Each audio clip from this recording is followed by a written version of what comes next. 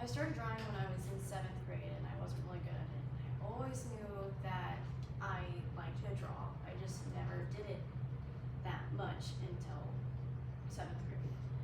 The top two are the first sketches I really did in this book. This is my first sketchbook that I have ever drawn in. And I did not draw the front. That was my friend and I just colored it.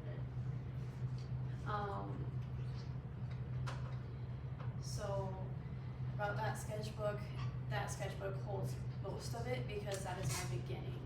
And there's always a start and it's always embarrassing and you're always gonna have feedback.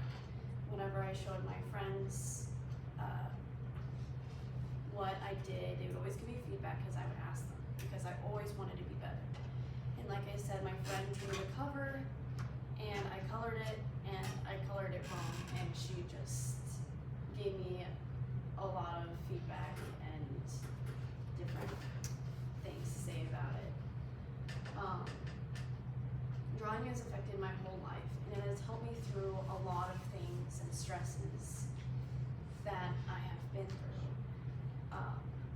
And it has influenced on what I wanted to do in my future and what I wanted to do with my life in general. Drawing has helped me connect with my friends and families in all different sorts of ways, and it has brought us closer. So my first point is stress. My life has been honestly a stressful mess, but drawing has helped me pass time, relax, and escape the world. When my dad passed about 3 years ago, I didn't know what to do, and I was just really struggling with it, but drawing has really helped me get my feelings out on paper. A lot of my drawings that I draw have to do with how I feel, or what I like, or my family, friends, or just a situation that has happened to me in that recent time. I like to express how I feel on my drawings because it's an easy way to tell people how I feel without even saying the word. Sometimes I might have to explain, but sometimes I don't really have to. Before my dad passed though, it was a big struggle when I moved here. I moved here from Missouri. It was a 10-hour drive and we made several trips back because it was a lot of stuff to bring here. And we didn't fly, we drove the whole time. And it was so stressful and driving wasn't exactly what I wanted to do. But drawing helped me pass the time and gather my thoughts about how I felt about this specifically. And moving was also tough because I had a lot of friends there and I had family.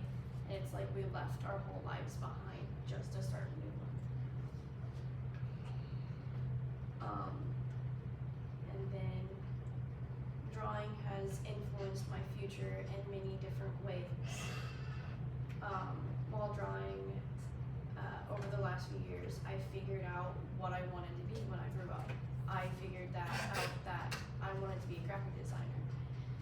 More recently, I have been experimenting with digital art, and it has been influencing my art in general.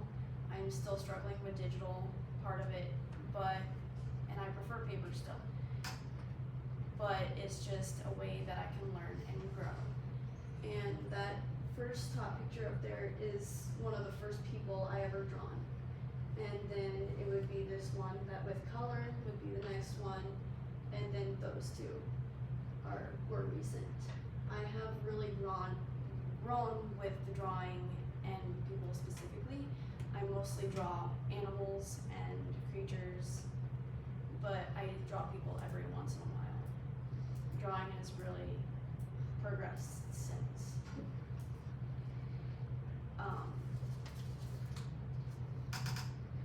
Drawing with my friends was always the best part of drawing to me because I can create things with my friends.